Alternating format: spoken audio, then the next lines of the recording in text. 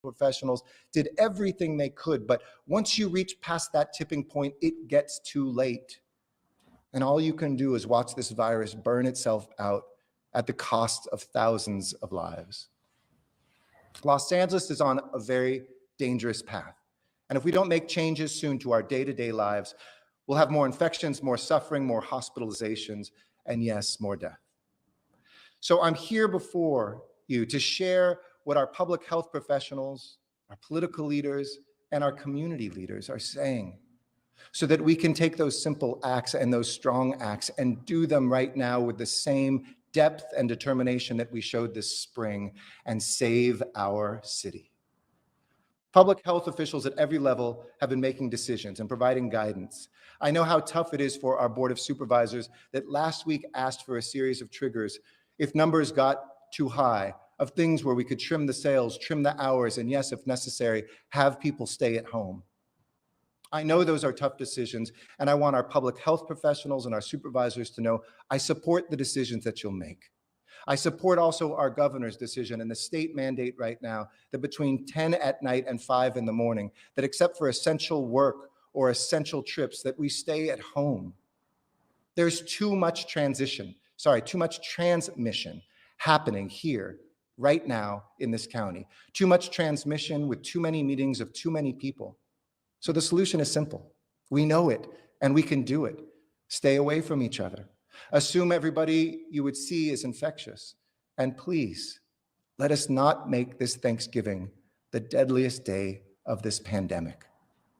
I know how painful it is.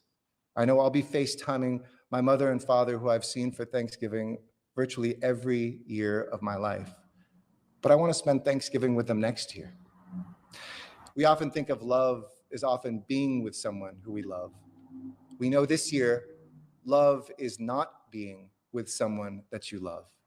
To stay with that household, not to have 2 or 3 in the backyard. Try doing everything you can to help us collectively bring down the rate of transmission. And to our businesses that are affected, I've said from the beginning, we will never stop working to try to mitigate the loss and the suffering of you and your workers. And I'll be saying a little bit more about that in a moment. When we've hesitated in the past, let me be clear, we arrive at these measures later instead of sooner. In other words, the economic suffering goes on for months instead of potentially weeks. And the damage done in lives lost can never be repaired. Whether you own a restaurant or work in one, or you've been supporting the industry by dining out or ordering in more safely, I know there are a lot of worries out there. I've spoken with our city council president. I've spoken with our county supervisors. Know that if those orders do come down, where we have to stop outdoor dining or limit the hours of other businesses, we will take the funds that we have in business assistance and surge them into those industries to get us through this period, to keep those businesses alive, to protect those jobs, and to make sure that they can stand up again. We could keep everything open, and eventually they will close anyway, over a longer period of time, because the numbers would be even more devastating. And I think that everybody who's asking questions, those are good and fair questions, ones that I share. And the plain truth is there aren't a lot of satisfying answers out there when people always say, where exactly is this coming from? It's coming from gatherings, it's coming from public places we meet, and it's coming from the weather. This clearly is one of those seasonal viruses like the common cold or the flu that surges at certain times of the year. And we have to accept that that is not just a reflection of things we're not doing. It's just the reflection of the month and the months we're living through, and that we have to accommodate that, adjust to that in order to save lives. The county has made it clear that flattening the curve right now, it's the only way to get to reopening businesses, to restoring our economy.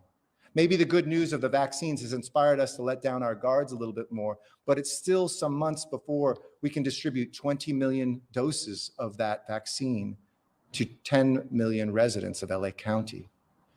The responsibility of stopping this surge rests in our hands today.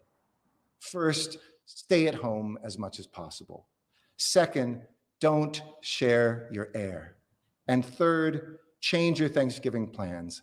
If that hasn't been crystal clear enough, and I know it's tough, but it's not that tough. Let's just not see other households.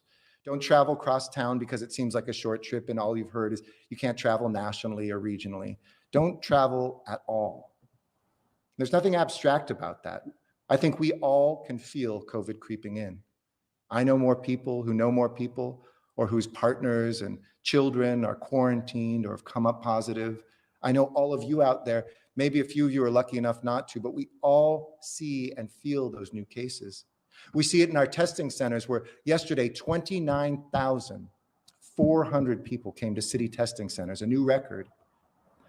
As a side note, our testing will be closed on Thursday and Friday, but back open on Saturday because of Thanksgiving. And I want to thank all those volunteers from CORE, 500 people who are helping every single day to make sure that we can get that testing done.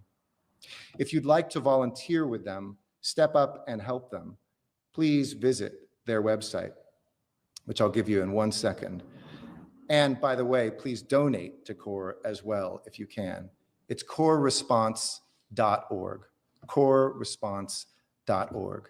And along with our firefighters and so many people from the county, our medical personnel, do get tested and go to coronavirus.lacity.org/testing or call 311. And we have the capacity to continue expanding testing to meet the need. We know that this is rare in America right now, to continue to have a quick turnaround time and to make sure that people can get tested within days whenever they need it. So take advantage of that. But a test is not a passport to party. A test is not an excuse to go to somebody else's house for Thanksgiving. A test is to make sure you know if you're positive so that you can isolate. And remember the rules. I know it's confusing. If you're positive, you need to isolate for at least 10 days from your first symptoms. And if you've been exposed to somebody who's positive, you need to quarantine for 14 days. I know it can seem like a long time, but it's the way that we can stop this. Our transmission rate is now 1.18, meaning everybody infected is now infecting 1.18 people on average. That might seem like a small number, but that is an exponential increase from where we were. And that will result in us continuing to see cases potentially double every couple weeks. Can you imagine if we're past 10,000 cases in just a couple weeks?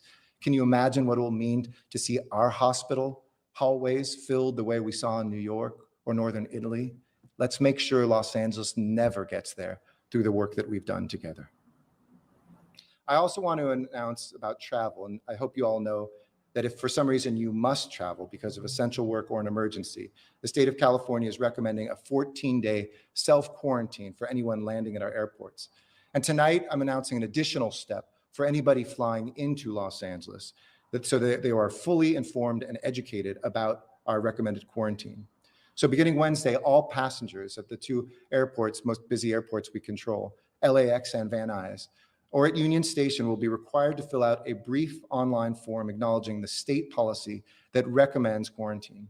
And visitors arriving at LAX or Van Nuys will be informed of this new requirement through signs posted throughout the airport, and airlines are being asked to notify their passengers. It'll take less than a minute, but you can see this form at travel.lacity.org, and it'll be available starting this evening. But again, if there's any way for you to avoid travel, cancel those plans.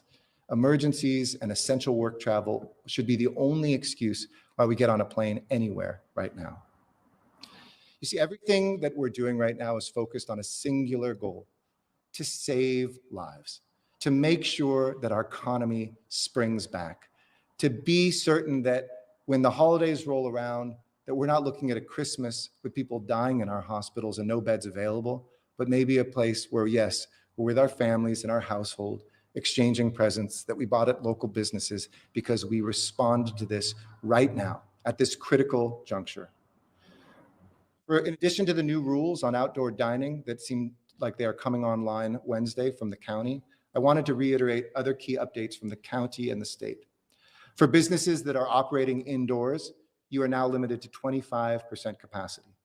At personal care establishments such as salons and tattoo parlors, everyone is required to wear a mask, and services are by appointment only, no food, no drinks. And the state of California, as I said earlier, has implemented a curfew or at least only essential travel from 10 to 5 a.m. for all cities in the most restrictive COVID-19 tier, and we are in that tier. And that curfew is in effect until at least December 21st, meant to slow the spread of the virus by restricting parties and late night activities, events that are accelerating the spread statewide.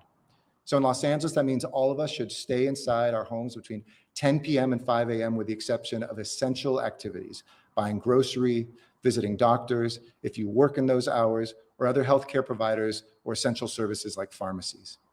And if everyone abides by these rules, if everyone takes these seriously, these small but critical sacrifices, we will get through this. We're not asking you to take up arms and to go overseas to fight a war. We're not looking at some of the sacrifices that have been made by generations before us. We're just asking for you to stay home. We're asking for you not to be with others. It seems like the smallest of asks, but that smallest of asks can defeat this smallest of risks, this virus that we cannot see, but that we feel, this virus that has caused so much devastation to us and to our families. We can change the tide. So I shared with you the numbers from today, the 6,124 record cases. LA County is projected to reach 500,000 total cases by year's end. And the 11,511 people whose lives depend on you tonight. You know, the folks that have loved ones in the hospital, I just want to address, and those who were part of the 8 families who lost someone today. And we know those numbers are going to surge. It goes cases and then hospitalizations, which we're seeing surge. And within a week or two, we'll see the deaths surge as well.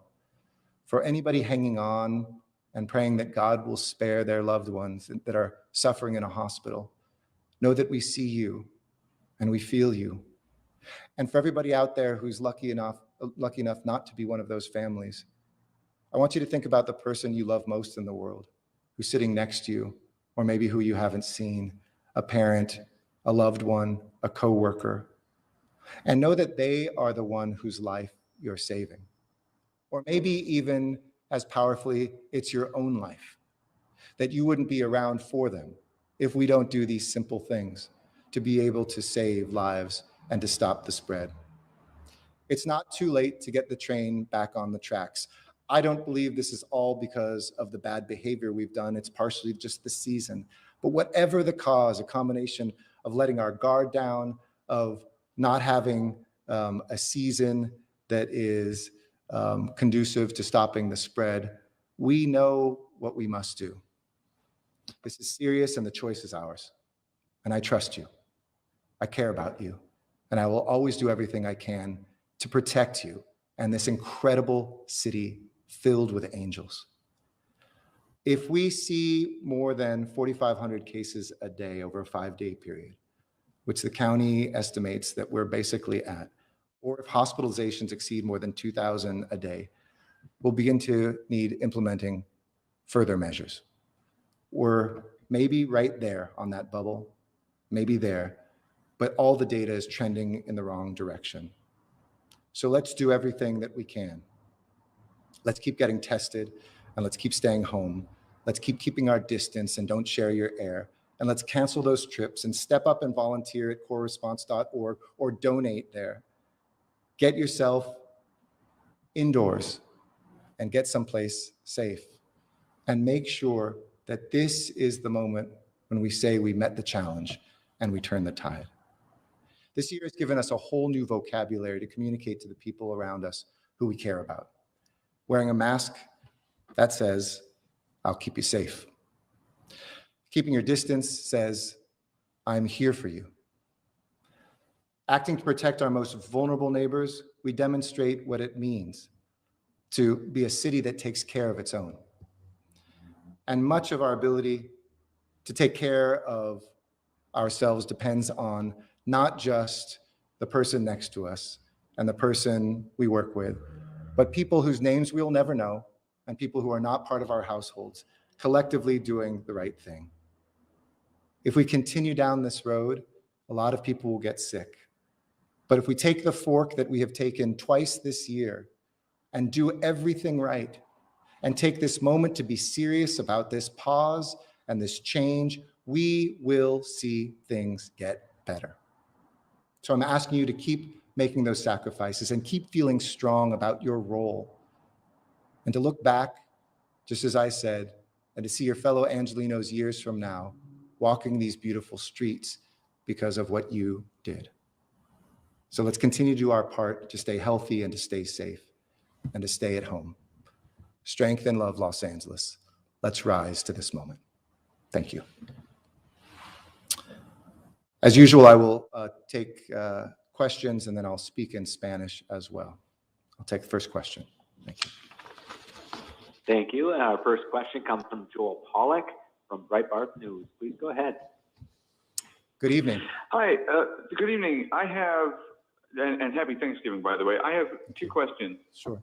The first is about the coronavirus, which you've been talking about. California is part of a group of states on the West Coast that is going to test a vaccine independently. Do you think that's going to slow the delivery of vaccines to Angelinos? And the second question is about the 300 homicide mark that was reached over the weekend. You announced cuts to the police, $150 million in June, and the homicide division has had to cut back, among others. Do you think that is an outcome of the decision to cut funding to the police? Sure. On the first one, I certainly hope that it not only doesn't slow it, but it accelerates. Testing a vaccine independently and being able, with the incredible medical professionals we have from Washington State all the way down to California, that being able to validate that, reassure people, and to help distribute that will be something that will accelerate states, including ours, be able to have a vaccine and have it more quickly. Second, no, in cities that have not cut the police department, we actually see higher numbers of homicides in many of them. We have made cuts in all of our departments. In the police department, it is a proportionate amount that is shared by other departments as well. In fact, it's a little bit lower as a percentage. And we've seen an average around the country of homicides up during this, even though crime overall is down, during this pandemic, up by more than 30%. Here, it's a little bit under that average, but that's no saving grace to know that homicides are only up 26%. We'll have over, as we announced today, over 300 homicides for the first time in more than a decade. And while crime is still at record lows, we're seeing more guns across this country, more ammunition, more shootings, and more frustration. In fact, worldwide, there's trends. When I talk with my fellow mayors around the world, especially where there's easy access to guns, of more violence being perpetrated in the midst of the pandemic. So there's something about this. But you can go straight to cities that have even increased their police budgets, that have had higher increases. So I don't believe at all there's any causality there. Second, we're going to continue making sure that we don't just look at this as an issue of policing. Our police do incredible work. I've never shied away from this podium of lifting up the heroes that are LAPD police officers, and I believe that in my bones. Folks who solve crimes, people who go out there. In fact, our Metropolitan Division is working, doing crime solving around homicides in a way that they weren't a year ago, supplementing that. Our officers have taken more guns off the street in the last 2 months than I think any 2 months previous. So there's amazing work happening. But we know that it's not just an issue for police. When I've talked to experts, and we had my cabinet today talk about this issue, one of the things that was crystal clear from our chief of police, as well as folks who are interventionists, is that there's just not enough people with other things to do. The programs we would have, like At the Park After Dark, the gang reduction and youth development programs are not there, and the jobs are not there in a pandemic. So we are going to surge, and are already starting to surge resources there. Dozens of more ambassadors, safety ambassadors. These are sometimes former gang members or people with lived experience who we've shown through studies through UCLA can reduce crime by 40% more than just police officers alone when you bring policing and intervention programs to our streets. These are the peacemakers who know the personalities, the ones who can step in front of the guns and stop the killings. And so we are surging dozens more. They are recently hired, they're being trained up, and they're being deployed. And I do believe that that will help us bring some of this increase down, and it's absolutely critical. Last thing I'll say is one murder is too much, and one death from COVID-19 is too much. We've seen an increase of 40 or 50 deaths probably projected by the end of the year in terms of the homicide rate. When you look at COVID and 11,511 deaths, I hope we'll keep both of those in our minds and do everything we can. And if folks would like to help on the homicide side, we still are offering youth jobs remotely, especially in communities where we know that's a proven strategy. So if you're interested in your business hiring a young person to do remote or critical in-person work, please go to hirelayouth.org and be a part of that movement. Thanks so much for both questions. Next question. And that comes from Dakota Smith from the LA Times. Please go ahead. Hello, Dakota. Good evening, Mayor. Happy Thanksgiving. You too. You know, there's a lot of talk about your political future, and there's a lot of political consultants who hope there's a mayor's race next year so they can have work. And I know you previously said it's more likely than not that you'll be here in 2022 as mayor. But today, is there anything more definitive that you can say on that topic? Is there anything you can say to the people of Los Angeles about whether you'll be here in 2022 as mayor? Thank you so much. Thank you, Dakota. No, I don't have anything to add. I will be honest with you. I have been focused 110% on these numbers and on COVID and on saving lives. It's one of the last things on my mind right now. You know, we have deaths that are going to be increasing. We have record numbers of cases. And so I don't have anything to add on that, not because I have anything to hide. I just have nothing to add. My job right now, my job number one, is to make sure I protect the lives of Angelenos, and everything else recedes in comparison. Thank you, Dakota. Next question. Thank you. And that comes from Ron Lim from the LA Times. Please go ahead. Hey, Ron, how are you? Hey, good. Thanks so much, Mr. Mayor, for taking our questions. I have 3 related questions for you. Do you support further measures to implement a targeted safer at home order that will be talked about at tomorrow's County Board of Supervisors meeting? The second is, what do you think of Supervisor Barger's opposition to prohibiting outdoor restaurant dining and another safer at home measure? She argues it's unfair and that case counts aren't coming from reopened businesses, but from large gatherings. But experts tell me it's all of the above. And the last question is, do you have confidence that the Board of Supervisors will make the right decision to protect public health? And if you don't think that they don't make the right decision in the end, what would you do? Thanks so much, Mr. Mayor. Thank you. Yes, I do support them. I do think that if we don't take this, I know this is not popular with everybody, but if we don't take these sorts of actions now, when will we? Now, we're smarter than we've ever been about COVID. So there are nuances to that. We learned with certain industries, places to keep business going and to keep people safe, construction sites, other places where we haven't seen that kind of spread. And if I understand the county data right, it's anywhere from about 10 or 15% may come from outdoor dining. That's not an insignificant number, even if the theory that I've also read from some county data, but I haven't seen it in a kind of granular level that as much as 50% is coming from people gathering with each other in more private spaces. We have to do everything we can right now. And it's a business argument as much as it is a human life argument. Human lives first and foremost, to protect those, to punch this down over a series of a few weeks, which is my deep hope. And at the same time, to surge resources, to keep payrolls and to keep businesses going. I know those are tough things to do and tough things to say, but I'm not here to dance around this issue or to take, half measures and watch people die.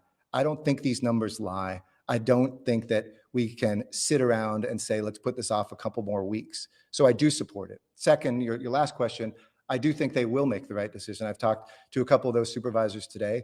I know there will be some push and pull. There may be some trimming of the policies. There may be a day or two added here or there. But I think their policies that they adopted are clear. Hit these thresholds and these things happen. I do hope we all collectively, whether it's a city, a county, or the state, always give some time to prepare, because I know how difficult it's been during the year when suddenly 24 hours from now or that moment, suddenly the rules change. So it's good that we've had the notice, and I hope that there will be some notice for, as we've seen in Europe, if it's a stay-at-home order, this is happening on this certain day, not this hour. That helps people be able to adjust. It helps government to be able to take the money that we have. It might not be enough, but we will surge it to those businesses, surge it to those employees, surge it to making sure that things like those restaurants have a shot at surviving. But the business argument is very clear too. Don't do these things. And what are we going to do? Wait till it gets to 10, 15, 20,000 cases, and then suddenly say, we're shutting down, and now we're shut down for 2 or 3 months. I think that that is irresponsible for our businesses, as painful as it is for them to hear this news. So yes. And by the way, if for any reason, those measures weren't taken, of course, and I've talked to fellow mayors like Robert Garcia, who today announced hospitalizations in Long Beach are up 250% in the last 2 weeks. We have the option to be more restrictive inside cities. It gets very confusing. People always come, and some might even protest at my house saying, you've closed things down. I actually don't close things down. It's usually the state or the county. But if there isn't action taken, we do have that option of being more restrictive, but not less. So, but I have confidence in the Board of Supervisors, and I know they are struggling with how to do it, but they will do the right thing as they have all year long. Thanks, Ron. Thank you. Again, 1-0 if you'd like to ask a question. And now to the line of John Rigardi from the Los Angeles Magazine. Hey, John, how are you? Good afternoon, Mayor, and happy Sure. Thanksgiving. You too. Previously, when there have been threats of a surge in the healthcare system being overwhelmed, you have worked with others to take additional steps. What are you doing this time? Is there any possibility of the convention center being put into place as a field hospital, or anything akin to the early consideration when the naval ship Mercy was directed up to Los Angeles? Yes, and thank you for the question, John. Whether it's the hospital system and hospitals that we've had closed in the past that we looked at reopening, or whether it's using the convention center as a field hospital, we've kept those contingency plans alive. I had to make a decision about 4 months ago whether we permanently closed that down or kept it kind of on life support, and we've kept it on life support. So that absolutely is an option. We'll consult with the Department of Health Services in the county, which really prepares for the hospital capacity. And look, while it's still some ways off, the way this is accelerating is it doesn't feel like it's that far off. And county projections now do say, if this rate of acceleration that we've seen last week and the last 3 weeks continues, I want to reiterate, we could be out of hospital beds by Christmas time. But at that point, we can add more hospital beds, and the hospitals themselves are preparing. They can also adjust beds, adjust more to be for COVID-19 patients, and places like our convention center could be for non-COVID patients or those recovering and no longer infectious. So we absolutely can surge that field hospital up again if necessary, and we'll follow the county's lead. I don't see the Mercy necessarily coming back, though it's something we could certainly ask the federal government for. That what was more useful than the ship itself were the teams that we had. So we might reach out to our military counterparts to have more teams to surge into places that we're seeing hot spots as well. Thanks, John. Great. Thanks, Mayor. You bet. Next question, please. Thank you. And that comes from the line of Elisa Ross from Telemundo. Please go ahead. Hola, muy buenas tardes. Hello, Mayor Garcetti, and Hi. Happy Thanksgiving to You you too. and your family. Thank you. I was hoping to get an answer in Spanish. Now, tomorrow, your office, along with some partners, is opening a super site in San Fernando. Yep. And I understand that super site is going to have a walk-up component as opposed to the drive-through Yep. testing site that we've seen so far. What is the need for these super sites, especially with this walk-up component in Hispanic areas for folks that may not have transportation? Can you tell me a little bit about that in Spanish? And also, I understand that at some point you will be able to dispense vaccines from that site. Can you talk to me about that? Yeah, we could dispense, I'm sorry, I missed the last bit. Dispense the what? The fee? I understand that at some point vaccines will also Oh, be vaccines, given yes. at that site. Absolutely. So all of our sites we're looking, okay, I'll say very briefly in English and then I'll give you an answer in Spanish as well. So yes, we do have 9 of the 10 neighborhoods with the biggest surge have been in the Northeast San Fernando Valley. So we are absolutely going to need not only to have more of a site, and some people have said, why haven't we had it there before? We have Hanson Dam. There's coverage, but we need additional coverage. So we're going to make this a mega site, and we did need a place where folks who didn't have transportation could walk up, who couldn't come through a car. We've noticed that in a number of communities. Something I shared also with Joe Biden and Kamala Harris today was that disproportionate impact. 52% of our cases right now are Latino. So we will absolutely be making that available primarily as a walk-up site. Obviously, people can drive close by and walk up to it, but it will allow a dense neighborhood that's transit accessible for people to be able to walk up and to take that. That could be a site where we dispense vaccines. Right now, the county, and we're at the table with them, is looking at a plan that would really be through our primary health providers.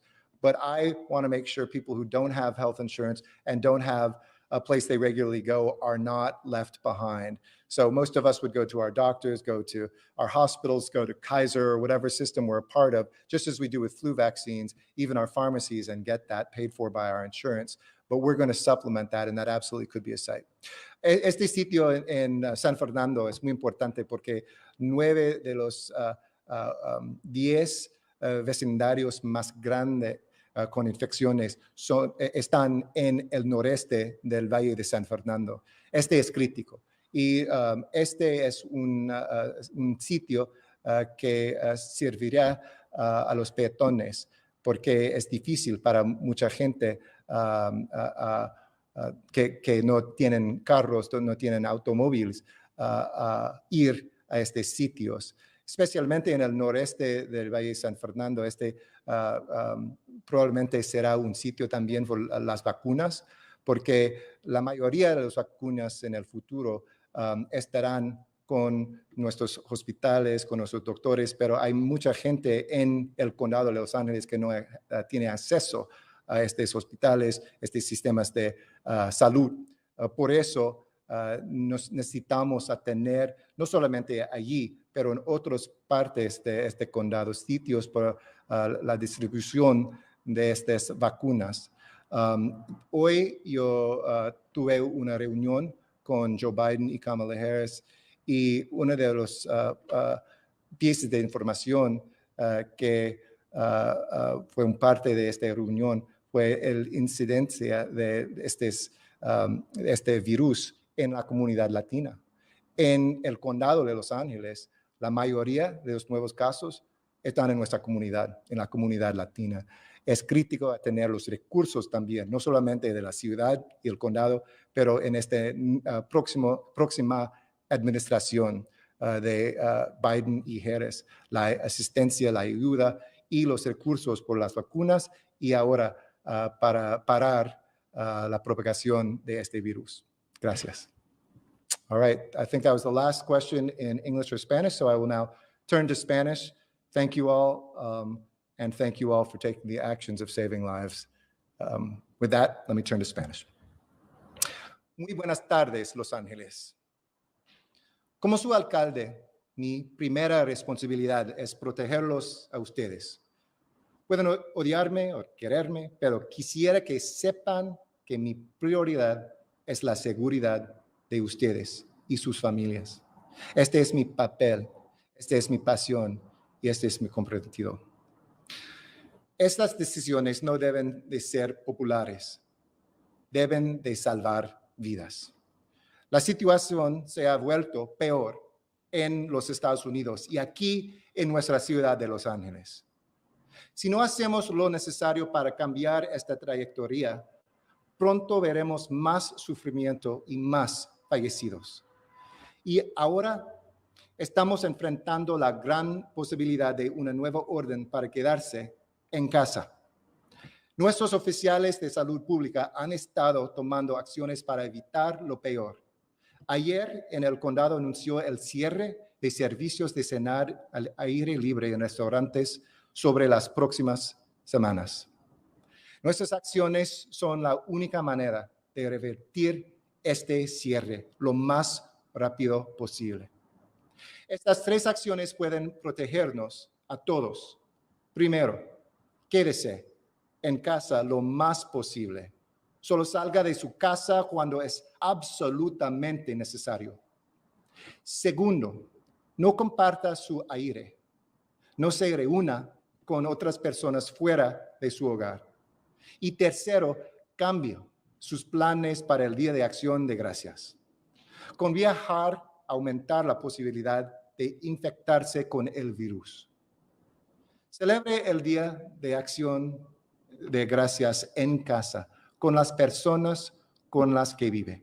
Es la opción más segura.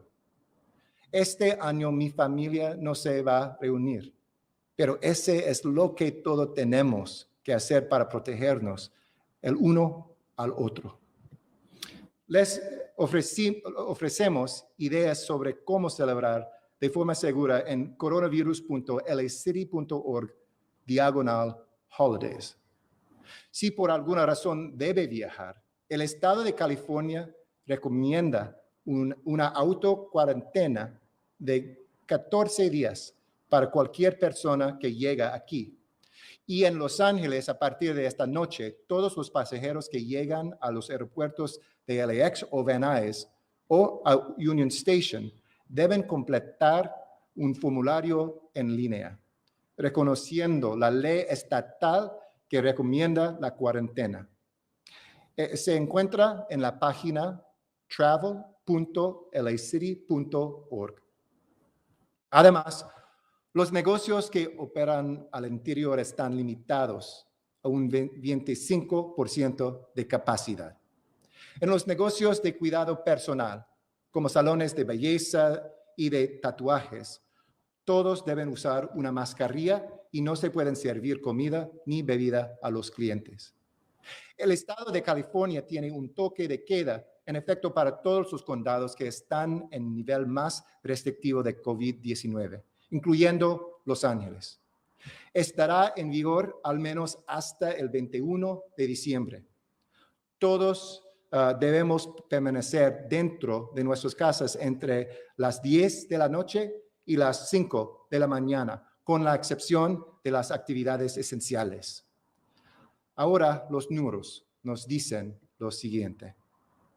Si nos mantenemos en esta trayectoria, el condado de Los Ángeles alcanzará un total de 500,520 casos de COVID-19 a finales de año y un total de 11,511 personas en el condado de Los Ángeles pueden morir. 11,511 de nuestros vecinos, miembros de nuestras familias, nuestros colegas. Y si vemos un promedio de más de 4,500 casos al día sobre 5 días, o si las hospitalizaciones superan más de 2,000 pacientes al día, tendremos que empezar a implementar soluciones más extremas. Aún no estamos allí, pero podemos llegar allí muy pronto. Hoy en nuestro condado tuvimos 6,124 nuevas infecciones, un nuevo récord. Entre ellos, 2,694 están aquí en la ciudad de Los Ángeles. Y nuestra tasa de transmisión ha subido. Era 1.18 la semana pasada. Necesitamos bajar ese número por debajo de 1. Las hospitalizaciones han subido. En nuestros hospitales de emergencia general, 1,575 personas están hospitalizadas por COVID-19, doble el número de la empieza de noviembre, doble. En el condado hay 821 camas disponibles y hubieron 8 fallecidos hoy. Y con las hospitalizaciones subiendo, esperamos que las muertes también van a subir en las próximas semanas. En los sitios de prueba de la ciudad esta semana, tenemos la capacidad de hacerle la prueba a más de 38,000 personas cada día. Mañana abrimos el nuevo sitio en el Parque de San Fernando y tendremos equipos móviles adicionales. Nuestros sitios de prueba estarán cerrados este jueves para el Día de Acción de Gracias y el viernes, pero abrirán de nuevo el sábado. Estos sitios necesitan más voluntarios para ayudar en nuestros sitios de prueba. Si puede dar su tiempo, por favor, visite response.org. Y como siempre, las citas de pruebas están disponibles para cualquiera, con o sin síntomas. Para hacer una cita, visite coronavirus.lacity.org/testing o llama 311. Y si cree que ha sido expuesto al coronavirus, hágase la prueba y póngase en cuarentena hasta que reciba un resultado negativo. Si recibe un resultado positivo, aíslese durante al menos 10 días desde que empezaron sus síntomas y permanezca aislado durante al menos 24 horas después de la última fiebre. Los protocolos de aislamiento y cuarentena se encuentran en la página publichealth.lacity.gov. Los Ángeles. Estamos pasando por los momentos más peligrosos de esta pandemia ahora. Todavía podemos evitar lo peor, pero nos falta poco tiempo. Por favor, hagan el sacrificio para frenar la propagación de este virus. Hagamos nuestra parte para mantenernos sanos y protegidos, y cuando es posible, quédense en casa. Fuerza y amor, Los Ángeles. Thank you. We'll see you soon.